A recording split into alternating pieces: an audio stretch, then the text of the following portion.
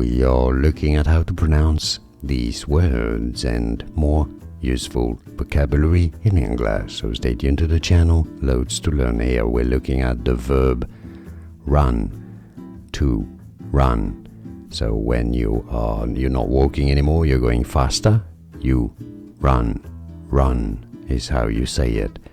Now, the past tense, when you speak of past actions, you would say ran.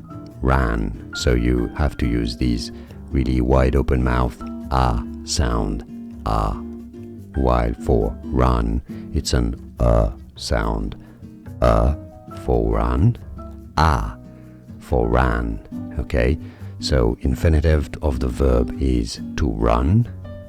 The past is ran, as in I ran so fast, I was so scared yesterday, I ran.